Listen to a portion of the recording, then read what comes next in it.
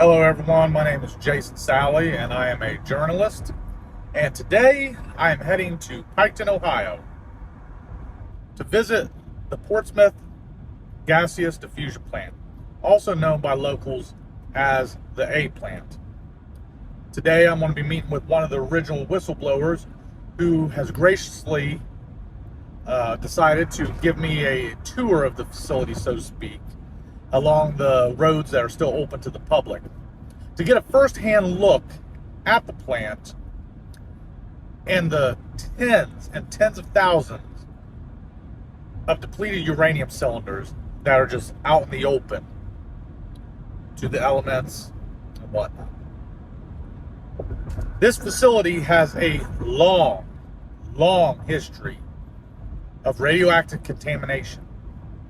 In 2019, Zons Corner Middle School in Pike County was closed permanently after radioactive contaminants were found within the building. So today, join me on this journey as we head to Piketon, Ohio, to learn more about the past, current, and future dangers associated with the site. Today, we're going to get a first-hand look at the atomic plant. In early 1956, this huge plant on a 3,700-acre site was in full operation, months ahead of schedule and hundreds of millions of dollars under estimates, a significant contribution to our national defense program.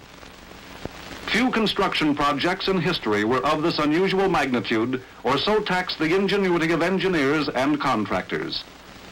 Here, some of the largest buildings in the world were built to separate the tiny atoms of uranium, utilizing a remarkable process to achieve this in mass quantities. One building is so large, you could put 3 Yankee stadiums inside and still have room for a football field. Almost 10 million square feet of floor space in the permanent buildings. Almost 70 million man-hours in construction.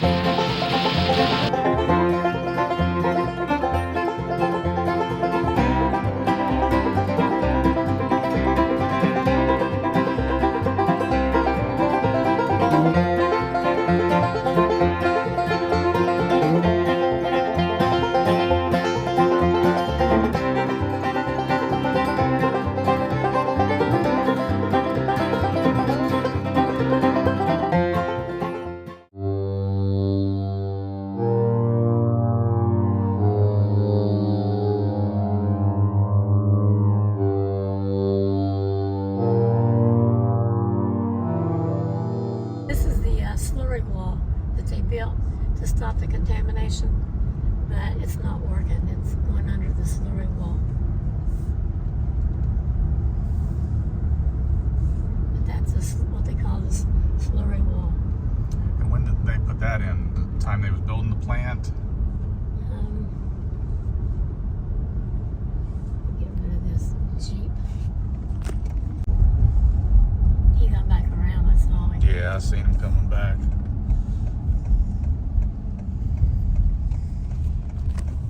From here, the old steam plant that used to be right in there is where they burnt radioactive PCB oil and everything, and they put it in the land there and rotated it like a garden. And this is where the office buildings were, but they tore them down and put these trailers in them. There's the 720 building. That's the machine shop.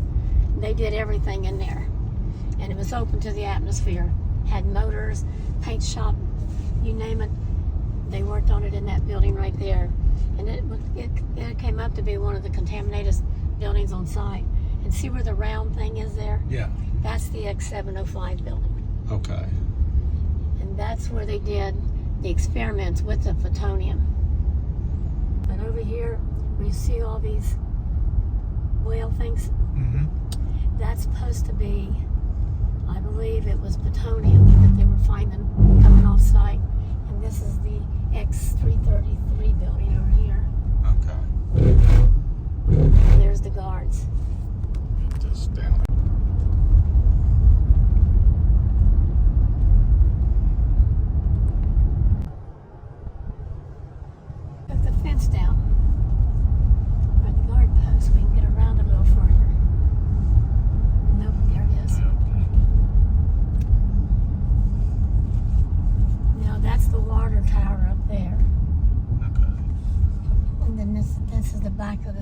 333 building, and all the switch yards and all that stuff they took down, and they put it in junkyards. They gave it to people in the junkyard. The towers and the switch yards and all that. So probably hundreds of tons of radioactive material, building material, has been just shelled out to the One of them went to the junkyard near me on 104. That big shuttle carrier, I believe, went to the junkyard in Chillicothe Shoemakers. Wow. I have pictures of it somewhere. The one with the 78 spill.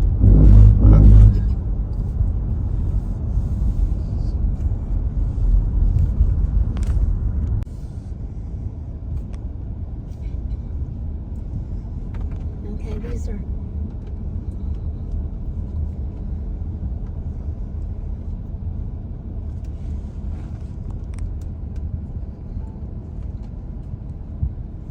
That's the 330 building, and those are office buildings that they brought in.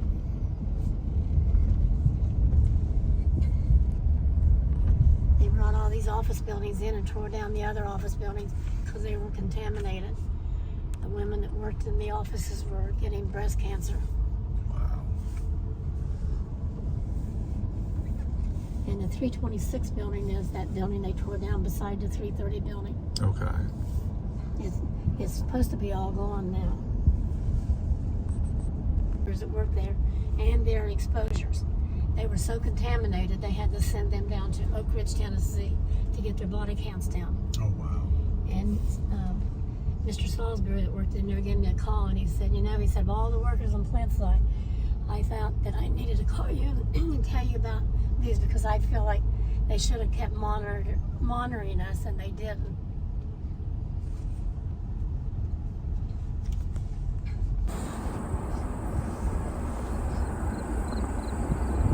Our guide showed us an area where radioactive contaminants had already been buried. In the distance, you can see hills. Those hills are the location of this highly radioactive material that has been placed underground. 49 building is over there, I think.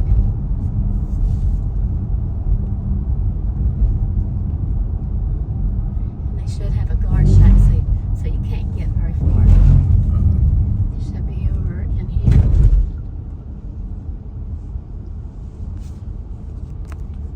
In the distance is where you can see the current radioactive dump being placed on the site.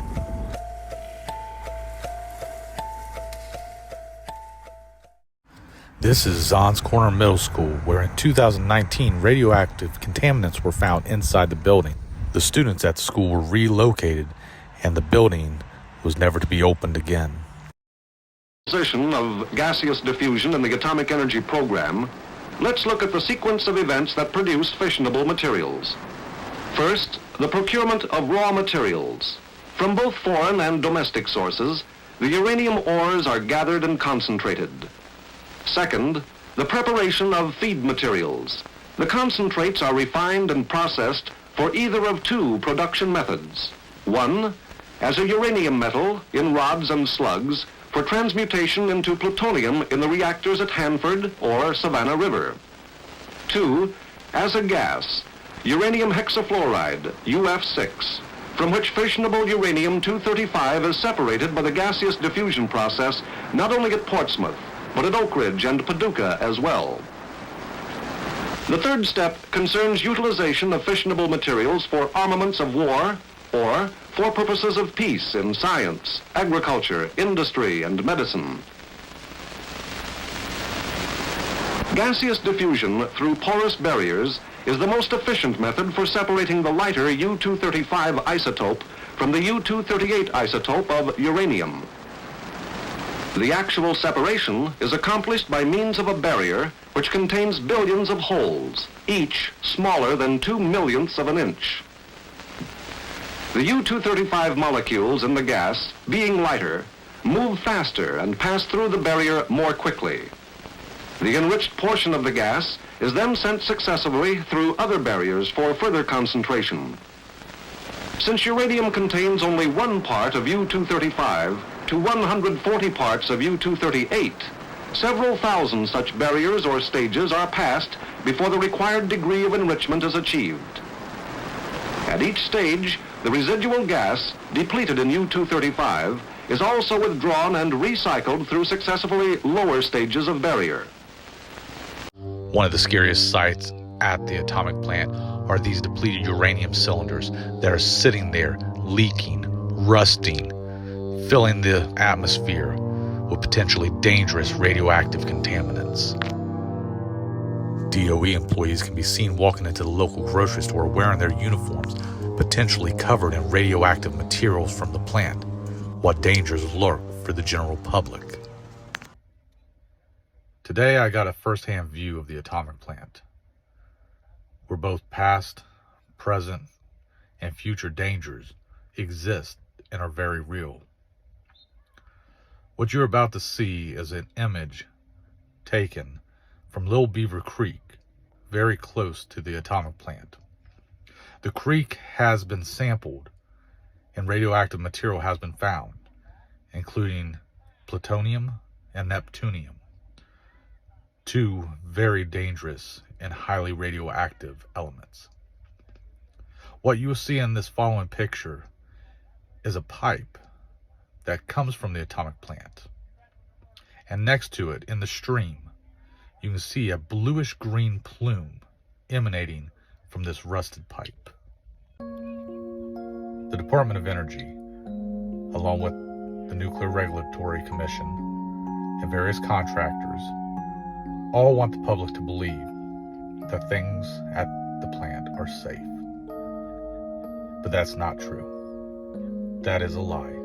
Dozens of employees have died over the years from working at the plant, mainly from cancer, along with dozens of people in the surrounding community. The dangers at the atomic plant are very real. There is off-site contamination, as seen at Zons Corner Middle School, and air sampling throughout the region. There are several air monitors positioned around the plant near homes that have picked up these contaminants. This radioactive contamination does not come from nuclear fallout from 1950s weapons testing in Nevada. This contamination comes directly from the gaseous diffusion plant in Piketon.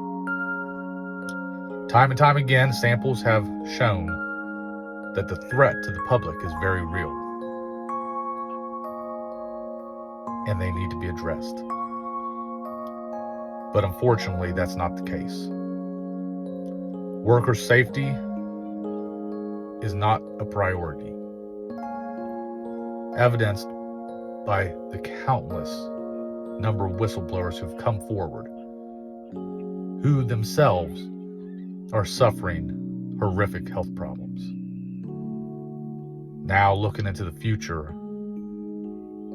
American Centrifuge Facility is beginning to process high-assay, low-enriched uranium, also known as HALEU, that is used for advanced reactors. A company called Oklo recently got a permit, a site permit, to begin building 2 nuclear reactors on the site of the gaseous diffusion plant. So not only do we have past contamination, present contamination, but the future looks grim as well. Experts have said that this is just a repeating of the cycle.